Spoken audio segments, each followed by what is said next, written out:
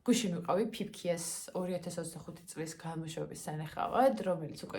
კინოთეატრებში და შეგიძლიათ ნახოთ. სანახავად ხო და მოკლედ გადავწყვიტე, რომ ჩემი აზრები გაგიზიაროთ. პირველ რიგში ვიტყვი იმას, რომ ამ დაახლოებით 4 წელი იღებდნენ მე მგონი ამ ფილმს და საკმაოდ დიდი აჟიოტაჟი იყო ატეხილი, იმიტომ რომ ეს უფრო იდეოლოგიურ საკითხებს უკავშირდება, როგორც ვიცით, ნახეთ არაერთი გადაკეთება ზღაპრის, იქიდან გამომდინარე, რომ თანამედროვე ულტრალიბერალურ საზოგადოებებში რაღაც გარკვეულწილად მიდრეკილებები არსებობს იმასთან დაკავშირებით, რომ უნდა შეიცვალოს ნარატივი, იბრძვიან რაღაც გარკვეულწილად ჩამოყალიბებულ სტანდარტებს, რაც უკავშირდება მრავალმხრივ არც ქალის როლს, არ ვიცი, საზოგადოების დამოკიდებულებებს, ღირებულებებს და ასე შემდეგ. და უნდა ვთქვა, რომ აი ამ ფილმის სანახავად წავედი იმით, რომ ერთი ვნახოთ რაღაც ახალი დებილობა გადაიღეს ალბათ, მაგრამ ძალიან გამიკვირდა. იმიტომ რომ ძალიან მომეწონა და იყო ძალიან კარგად გაკეთებული. მინდა გითხრათ და იმის მერე ხა რაც დამბლდორი და ელზა გეი გახადეს და მალეფისეტა კეთილი ფერის როლში მოგვივლინა, ნუ ხო ხდებით ცოტა გამიკვირდა. ძალიან მომეწონა, რატომ? მან მომეწონა იმიტომ რომ რეალურად არაფერი არ იყო შეცვლილი. ანუ ის მთავარი ხაზები, რაც იყო ფიფქიაში, ძველ ფიფქიაში, სტანდარტულ ზღაპარში, ყველაფერი იყო ძირითადი ნაწილები იყო შენარჩუნებული. ანუ იყო შენარჩუნებული ის, რომ ფიფქია იყო რაღაც უკეთილშობილესი, უსაყვარლესი, რაღაცა ფარფატა ნარნარა პრინცესა, რომელსაც ძალიან ცუდად ექცეოდა ბუროტი დედინაცვალი, ამ შემთხვევაში გალგადოთი. იყო დარჩენილი ის ნაწილი, რომ პრინცესა უნდა გადაერჩინა პრინცს თავის ჯადოსნური სასიყვარულო კოცნით. დატოვებული იყო ასევე 7 ჯუჯის იქ მეგონი ჯადოსნურ არსებობს უწოდებენ და ნუ ეს ხო მოკლედ ამ თემას არ შევეხები. მოკლედ ძირითადი ნაწილები მესჯები იყო დატოვებული. ეს ძალიან მომეწონა. ძალიან მომეწონა ასევე ის, რომ შემოიყვანეს და მომეწონა მოკლედ ფიფქიას პერსონაჟი, რომელიც გადის ხასიათის განვითარებას. ანუ ეს გოგო იწყებს რაღაც დაჩაგრული, რომელსაც მშობლები დაეღუპა, ბედი ძალიან მძიმედ მოექცა და პრინცესა, რომელიც იყო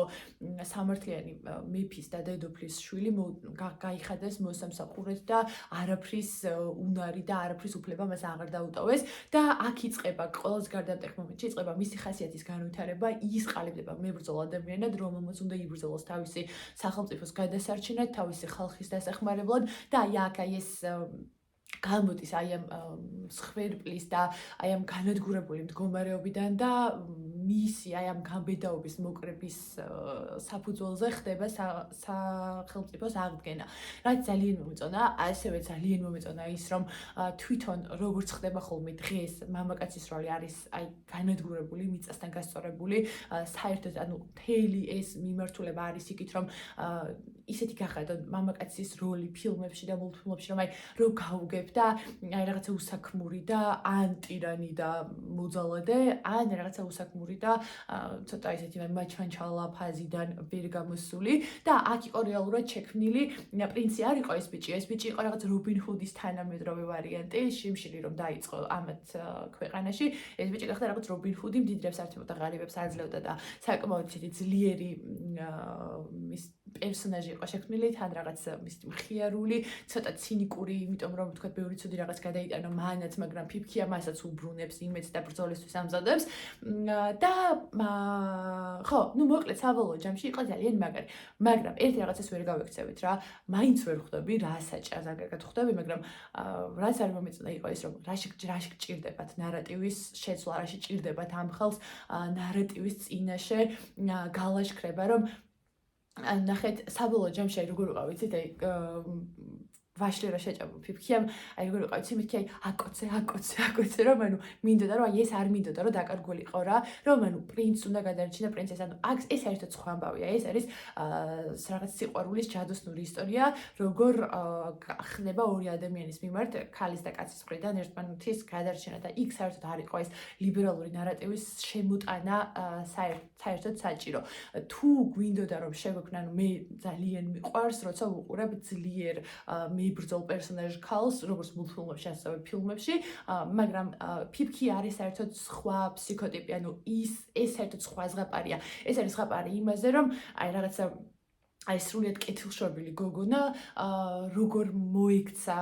ბოროტების გავლენის ქვეშ და შემდგომ ის თავის თავსაც გადაარჩეს, ხო, ანუ ისედაც საკმაოდ ძლიერი და დადებითი ფიგურაა ფიფქი, აი იმას აღარ ჭირდება რომ ხმლები იქნიოს, ანუ არ არის ეს უბრალოდ მისი ფსიქოტიპი იმ გარემოებებში, არ იყო ამის აუცილებლობა, ანუ რისკმეს ვთვალობ, იცით რომ როცა საჭიროა კი ქალმაც, კაცმაც, გოგომაც, ბიჭმაც, ყველამ უნდა იქნიოს ხმალი, უბრალოდ ეს საერთოდ სხვა ზღაპარია და როცა იცი რომ ეს არის პროპაგანდის ნაწილი, რომ ანუ აუცილებლად ყველა პერსონაჟის ნარატივი უნდა შეცვალოს და აი თვითონ ეს ფიფქის როლში ვინც არის ეს რეიჩელ ზეგნერი მე მგონი აღარ მახსოვს ამ გოგოს გვარი აი რომ ეძახდა რომ აი მოძველებულია და რა ვქვია ბიჭმა გადაარჩინა თუ რაღაცა ანუ ეს საერთოდ სხვა ამბავია და ანუ კი ბიჭს სჭირდება რომ გოგომ გადაარჩინოს და გოგოს სჭირდება რომ ბიჭმა გადაარჩინოს და აი ამის შეცვლა რო ხდება ეს არის ძალიან გამაღიზიანებელი და მთლიანად რომ ცდილობენ რომ აი ეს ღირებულებითი ნაწილი გამოაცალონ საზოგადოებას ძალიან გამაღიზიანებელია და დამღლელია მაგრამ მთლიანობაში ბევრად უფრო კარგი გამოვიდათ ვიდრე ველოდი და ძალიან მომეწონა. მოკლედ რეკომენდაციას უწევ ამ ფილმს და კიდე ბევრ რაღაცას და შეიძლება ამ ფილმში ყურადღების გამახვილება, უბრალოდ ძირეულ ნაწილებზე მინდოდა ყურადღების გამახვილება. მადლობა.